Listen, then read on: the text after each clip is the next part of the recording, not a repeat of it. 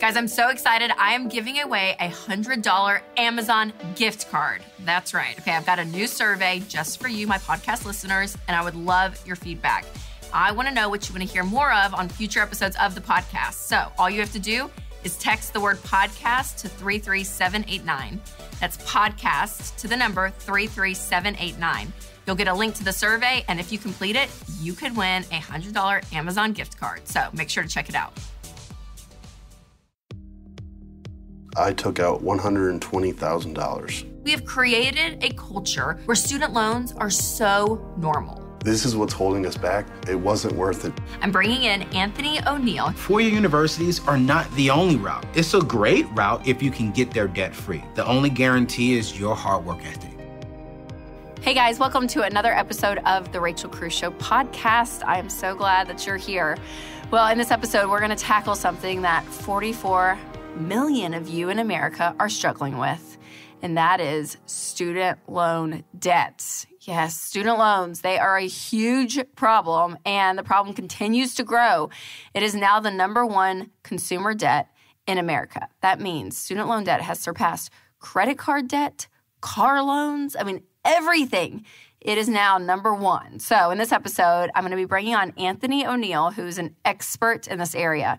He'll answer your questions and explain how it is possible to go to college without debt. Also, if you're someone out there who borrowed money to go to school at 18 years old and you feel like you had no clue what you were doing when you were signing up for those student loans, well, the same is true for Josiah. I'm going to be bringing him on and hear his story because it is a really compelling one and one that you could probably relate to if you have a lot of student loan debt. Plus, I'm going to give you some tactical ways to start paying off your student loan debt right now. All right, let's just get a little insight about how bad the problem is, okay? I've pulled some stats, so listen to these. Roughly 44.7 million people in America have student loan debts. And with all the debt combined, it totals $1.5 trillion in debt. You guys, that's crazy. Trillion, not just billion, trillion. And 1 out of 10 people are 90 days or more behind on their student loan payments. And as of September of last year, there were over 40,000 applicants for student loan forgiveness. But guess how many were approved? 206. Yeah, 206 out of 40,000. That's exactly 0.5%. Now listen, statistics are all fine and dandy, but when you're one of them, you're feeling it. Okay, so here's the deal with student loans in America. I think we have just become stupid about education. Isn't that sad? Something that's supposed to make you smarter, we've lost our minds with. So here's the deal. If you have student loans and your name is on it, you are going to have to pay for it. And that sucks. Let's just say it out loud because we have created a culture where student loans are so normal, where you probably had school counselors tell you yeah, this is the only way you're gonna be able to go to school. Maybe even your own parents told you that this is the only option. People that you trusted led you down this path. And the sad thing is that those people were probably ignorant and didn't know there was another option. So taking the personal responsibility can be really hard in this area because you may be thinking, yeah, I have all these student loans because my parents told me this is what I should do, that this was the wise choice to make. And you're stuck with the bill. So what you have to realize, though, is okay, my name is on the loan. I have to pay this. It is going to be up to you. And student loans are not bankruptable. So you are going to have to bail yourself out. If you bankrupt, the student loans are still going to be there. And also this time of the year, there's an election going on. And so you're hearing different people promising different things out on the campaign trail, specifically with student loans. Now listen, you do not want to rely on Washington, D.C. to fix your problems, okay?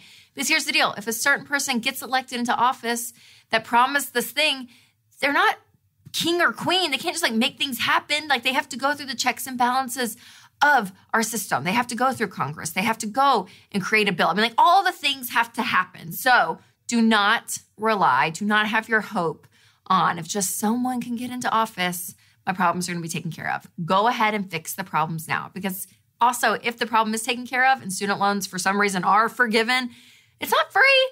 Someone's paying for that. Those institutions want their money. So they're going to be paid somehow. And guess who's going to be paying them? taxpayers. Yes, so this whole idea that it's just free is not true. So you need a plan to pay them off. So here are 4 ways to pay off your student loans faster. Number 1, you gotta get mad. You're not gonna make progress if you're like, yeah, I'm kind of okay with my student loans, it's fine. If I pay it off in a decade, no big deal. Yeah. You're not gonna be paying them off fast if that's you. You've gotta get passionate, you've gotta get mad, because number 2 is the debt snowball. And this is where you pay off all of your debts, smallest to largest, regardless of the interest rate, pay minimum payments on everything, and pay off the smallest debt first.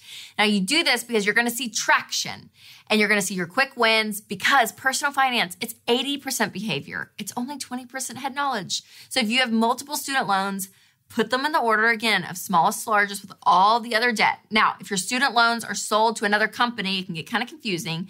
So go online and just specify the smallest loan that you are paying towards, and just know this is it, and focus on that. Now, if you are paying off student loan debt, then I've got a great goal tracker for you so you can track your progress. So click the link in the show notes.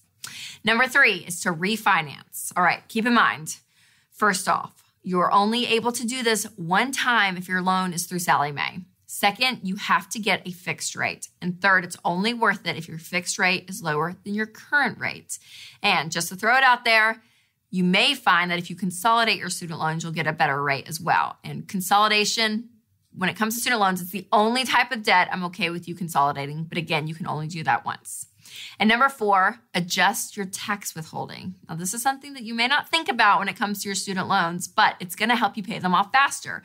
Because if you got a big refund in your taxes last year, that money is your money. That could have been working towards paying off debt this whole year. So go and adjust your withholding so that that money goes back into your paycheck. And I have a whole video that explains this, so click the link in the show notes.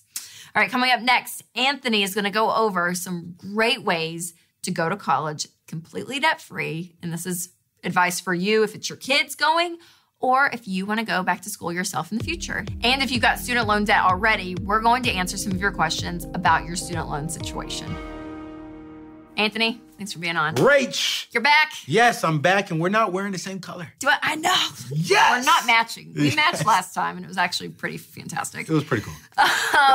Okay, so I'm so glad you're on, because this episode we're talking a lot about student loans and getting out of student loans, and this is like your bread and butter. I mean, you are so passionate on the preventative side of helping students go to school debt-free. So I want to know what makes you passionate about it, and like, what's your story? Well, the main reason why, Rachel, is because I took out $10,000 in student loans when I didn't even need it. Okay. Mm-hmm. So I had my father's GI Bill, and I had a full ride scholarship for the NFL. So not the football. I'm too short. I was going to say. I'm too short to be playing in the league. I'm impressed. Nah. But it stood for the National Forensics League. So I was a good debater. And so because of that, school was taken care of. But I seen all my peers taking out their loans to pay for cars, to buy nice things. I was like, well, why not just take them out? And I wasn't even thinking. No one really taught me the importance of avoiding debt, especially student loans. Going to college was the very first big decision I ever made on my own. And the second one was taking out debt.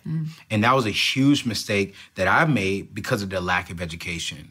And so I am so passionate about helping all young people make better decisions and starting off their life correctly. And you do that by avoiding student loans. Totally. Well, the whole college conversation is just huge. And I feel like that there is, I mean, we're all for education around here. We'll probably say that a few times. But the truth of the matter is, like, you don't have to go straight into a 4-year school. So, like, talk about that, because I feel like that there's a lie out there that, like, most seniors in high school feel like, okay, well, I have to go, that has to be my next step. No matter what, no matter where I am financially, this is what I'm supposed to do. When people think of 4 years universities, they think that, oh, I've made it. I was good in high school. But when they think about community college, when they think about trade school, it's like, oh, I didn't make it. Mm-hmm. Well, no, I say that one of the best decisions a young person can make, if you cannot pay cash via cash or scholarship to go to a four-year university, going to a trade school and or a community college is one of the best decisions you can make. We talk about this in my book, Debt-Free Degree, that the average community college costs anywhere between $3,000 and $4,000. And there are several states, like the state of Tennessee, that you can go to community college for free the first 2 years. Yes. So, no, four-year universities are not the only route. It's a great route if you can get there debt-free. But you have community colleges, you have trade schools, you have four-year universities. And here's the thing, too, I say you have no school. Sometimes you don't have to go to school depending on the route that you want to go. So in this subject overall, just like with student loans, what are you hearing from parents and students around the subject? Because you're traveling all over the country. It's talking specifically to students. Yeah. But what are you hearing? You know, I'm hearing a lot from teens, you know, Rachel, that they're nervous, they're scared. At the same time, they're excited. You know, I want to go off to college, but I want to do it the right way. Anthony, I've learned from you to avoid it. I've learned from Rachel to avoid it. I know I do not need to rack up debt, but this is all that I know. I just know if I don't have the scholarships, then get student loans. And I don't want the student loans because I don't want to come back home when I leave home. I want to start my life off correctly with a good job. And then here's something I hear all the time, Rachel, as well, is if I go to school, I'm guaranteed to get a good job. Yes. That's false. That's false. No. I know. That's false. And that's a huge lie out there. I mean, does it help you get into the doors of some places? Sure. Do some career paths you have to have a four-year degree? Yes. Absolutely. Yeah. But it is not a guarantee. There is no guarantee. Yeah. And I tell this to every young person that's watching your show and when I'm out there around the country, the only guarantee is your hard work ethic. Yeah. You know, can you outwork the next person next to you? Is education important? Will it help you? Yes. Every single day, you and I are learning something. Education is important, but I believe what guarantees you a career is how hard are you willing to work. Yeah, it's so good. And if you have the education with that, that's great. But what can you bring to the table here? Okay, so someone watching, probably a parent watching the show, maybe even a teenager, maybe some smart teens are watching the Rachel Cruze Show, but they're thinking, okay, so how do I go to school debt-free? What are some like quick hits that you can, just some quick advice you can give them? I want you to, one, identify your dream school. Now, Rachel, what's a dream school? A dream school is an affordable school. An affordable school to me is, you know. Sounds like one on the beach. You know, so that's the very first one. Dream school, affordable school, community college. And I also want you to step back and look at what careers can you get into that are bringing in money. Why sit here and spend $40,000 for education when you may only make $30,000 for the next 10 years? I want you to really identify that route. Then number three, I always tell young people to spend at least 1 hour every single day from freshman year to their senior year looking up grants and scholarships. For the next 4 years, that's 1,460 hours over those 4 years. That's about 60 days. That's 2 months that you're giving yourself that's going to be focused on your future. Yeah, so absolutely. Look up grants and scholarships every single day. So good. Those are the main three that I really say. Yeah, I love it. Okay, guys, I'm going to interrupt here for just a second. So Anthony just said high school students spend up to 9 hours a day on social media. Well, let's just think about us adults for a second, okay? Let's take the teenager out of it. And let's just say we divide it by half. Maybe we're half better than the teenagers out there. So that means we could be spending, on average, around 4.5 hours a day on social media, which if you have the little ticker thing on your phone now that tracks how long you spend on social media, you're going to get an accurate picture. But it's insane. Like, it really is. It just reminded me, it kind of gave me like this gut check of like, how much time do I spend on social media as an adult? Like, as someone who works and pays property tax, like a full functioning adult, how much time am I looking at my dang phone on social media? And so it's just a reminder, you guys, a reminder, whether you're a teenager, college student, working adult, I don't care who you are out there, where are you spending your time? Where is it most beneficial? And obviously in this episode, we're talking about, specifically in this segment, getting scholarships and grants and how teenagers can spend their time furthering their future by applying for scholarships and grants versus being on social media. But what else could you be doing with your time if you're not just staring at social media? We went on a beach trip as a family just a few weeks ago, and Winston and I were like, okay, we're going to unplug from email, and I'm going to unplug from social media. He didn't have to unplug from social media because he is unplugged in life, but I decided to unplug. So I moved all my apps, my little folder with all my social media apps, to the very, very back of my phone, like 6 pages past, all the apps. And I didn't get on at all. And just even having a small detox, like, it was so nice. And it made me not even want to get back on, I'll be honest. I mean, all you Instagram followers out there, I love doing Instagram Live with you. I love interacting with you. But I'm not going to lie, it was kind of nice. It was kind of nice just to live life in the moment and not worrying about what everyone else is doing. And so it's just a reminder out there. Again, we're talking about teenagers here in this segment. But even us adults, we can be reminded that we may be wasting a lot of our time on social media. So when you're talking to a parent, say that they're paying off their debt, but they also want to help their child go to school, go to college. And in a perfect world, obviously, they could help financially, but they may not be able to. So, what encouragement would you give them? You've done enough. I want you to focus on you right now. And I want you to also focus on your future and their future, but first, your future. Here's the key thing. I don't want you to stop paying off your debt to help them get into school, and then they're all good, and then you're still sitting here hurting. You may have got them through school, but then now when they get older and you get older, now you got to go to them for help. That puts more burden onto them in the future. And so as parents, what I tell parents all the time is make sure that you have a solid foundation to stand on. Make sure that you're out of debt, make sure that you have an emergency fund, and make sure that you're investing into your retirement, because we know for sure you're going to retire. And Chris Hogan says this all the time, but there's a possibility, like me, your kid may not finish their school. Yeah, or may not even go to school. May not. So I really want you to focus on you. And once you get there, I have no problem with parents helping. But here's the truth. The main responsibility when it comes to colleges and their future is your kids' responsibility. It's your job to train and guide them. Yes, absolutely. Totally agree. And I love it because you wrote a whole book on this. Yes. Debt-Free Degree.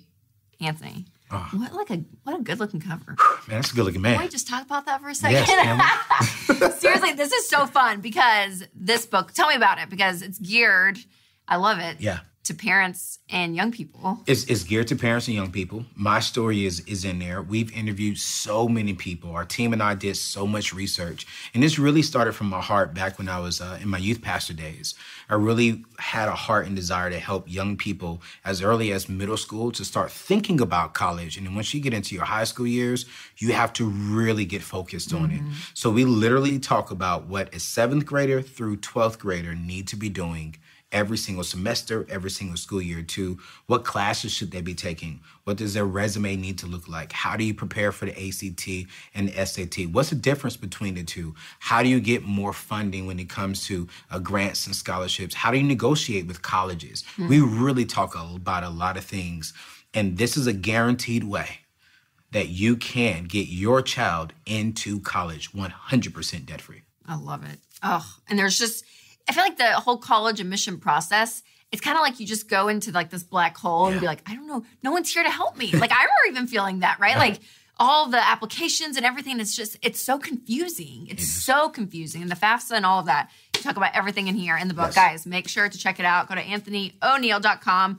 Check out Debt-Free Degree, because we want a whole generation debt-free. Yes, we do. But there's a whole generation that's not debt-free, and they're working on their student loans as we speak. And so we went into my Facebook group and said, okay, guys, what questions do you have around this topic? So we'll go back and forth and answer these, Anthony. Okay. Naomi asks, how do you take ownership of something that is so freaking enormous that your spouse brought in? I.e., one person had student loans, one person didn't. Now we're married, and we both have this loan. I'm talking $140,000, not something little. All right, Naomi. My advice always with couples is that you are one. Like you are one in every aspect of your marriage, including your money. And so when you said, I do, you took on the student loans. And so you have to change those pronouns to his loans or my loans to our loans together. And there's kind of this emotional buy-in I feel like couples have to take in.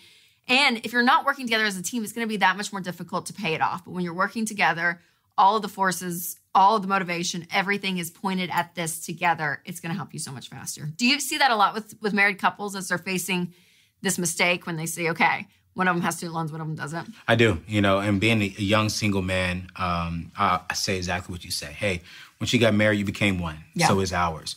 And then I just recommend to the single people, just find you someone debt-free. Put that on your profile. Yeah, you're doing. Okay. So Desiree asks, when your student loans are high, $300,000, should you completely stop contributing or never contribute to your Roth IRA or 401k until you're completely finished with the student loan debt? Desiree, I want to encourage you. That's low. We've met people who have $400,000 or $500,000 with student loans. So I want to encourage you. This will happen, and you can become debt-free. But yes, I want you to stop investing. I really want you to stick to the baby steps that we teach. I want you to get out of debt. I know that's a large number, but if you really focus on it and put all of your income towards that one big shovel that you have, that time frame will be shortened. Mm-hmm. And then once you get into investing, Rachel, you can invest a lot more, because what we're learning, the average person who is in debt, they're investing about 1% to 3%. Well, we invest about 15%, what we want you to be investing. And so I really want you to focus on that. But yes, please stop investing into your future and invest into your future by becoming debt-free today. Yeah. Chris Hogan always says, our friend, I love it because he's like, pause. Just pause. It's not stopping forever. Yeah. It may take you a little bit longer, but pause, I like that. But the key thing here is do not remove nothing out of the 401k or something that you invested into. Oh, that's right. Let that sit right there. Exactly. Okay, Catherine asks, is it okay to have 2 debt snowballs? One for our credit card debt, one for our student loans. No. Simple answer. Simple answer. No. We want you to use a debt snowball, line up all of your debt from smallest to largest. If your student loans are the largest, it goes towards the end, and you just aggressively attack it that way. Now, once you get to the student loans, and if that is the last thing, and you have, let's say, 5 student loans, I don't have a problem with you then having a debt snowball and doing it that way. But loans, credit cards, car notes, boom, all in one big debt snowball. All right, last question is from Monique. She said, even if we attack our student loans aggressively, it'll take us 5 years. I've decided to pause and complete graduate school. I think she decided to pause paying off debt and complete graduate school, which will significantly increase our income. My question is, should I go part-time and continue working full-time, which will take 4 to 5 years to complete, or should I go full-time into school and I'll have enough cash saved up for about half and then try to get merit scholarships for the last half, which will take me 3 years? Okay, here's what I would say, Monique. If it'll take you 3 years to go full-time and you may not have enough cash saved up, or it'll take you 4 years to go part-time and you're working your way through, 4 years all the way, girlfriend. But I would pause all of it and be paying off your debt. Get completely debt-free and get an emergency fund before going back to school. And this is the hard thing, because I feel like there are a lot of people wanting to go back for degrees. But the thing is, and tell me what you think about this, but I'm like, you have to clean up your mess first, because it's going to be so stressful having to juggle trying to pay off debt, and you're going back to school, and you're trying to do this. You're trying to do like 18 things at once, and you're not going to get a lot of traction. But when you pause, focus, it may take you a few years, but that's okay. It's okay. Clean up the mess, get that emergency fund, and then go back to school and cash flow it. I like what you're saying, Rachel, because when you pause and focus on one thing, you can put all your energy towards that. Yes. And also, too, before you go back to grad school, make sure you do a lot of research. Make sure that you know for sure that if I pay this out of pocket, that it's going to bring back a return. I am going to land a specific career, a specific job that is worth what I'm spending. And if it's not worth it, forget about it. Well, and what's funny is, honestly, while you're on the journey of paying off debt, you may look up and be like, oh, well, I already got a raise at work. I don't need to go back to grad school. Seriously, I feel like a lot of people fall into this trap, I just need to go to grad school. Absolutely. And there's a lot of people that waste a lot of money on grad school. Sometimes it's good. Sometimes it's not. So. And then also, too, once you pay off your debt, you just actually got a pay raise right there. That's true, too. You may realize, so, hey, life's pretty good. Life is real good. I'm debt-free. I think we can solve the world's problems. We really can. This needs to become the Rachel and Anthony ONeal show. Yeah, let's Come do on. this. You can be my guest co-host. Anthony, seriously, thanks for coming on. I love your heart. I love your passion, because this is such a huge topic to tackle. But it's like one family at a time, one teen at a time. Again, you guys, Debt-Free Degree, check it out at AnthonyONeal.com. Thanks, Anthony. Thank you, Rachel. Wasn't Anthony great? I love him. Seriously, I love working with him and all the energy he brings to life, but especially this subject of student loans. All right, coming up next is the story of Josiah. This is a really interesting one because I feel like he paints the perfect perspective of how so many people in America feel about their student loans. He was 18 years old when he signed up for them, and and he really had no clue what he was signing up for. And so kind of that ignorance, if you will, is the reality for so many people, maybe even you. So I'm sure you can relate to his story. So here it is. I was the youngest child, brother and sister, both gone, going to college. So I decided that I wanted to go to college. Mom wanted me to go to college. Stepdad wanted me to go to college. So I wasn't worried about money. I wasn't worried about anything else that was gonna happen because I'm 18, so what bad can actually happen?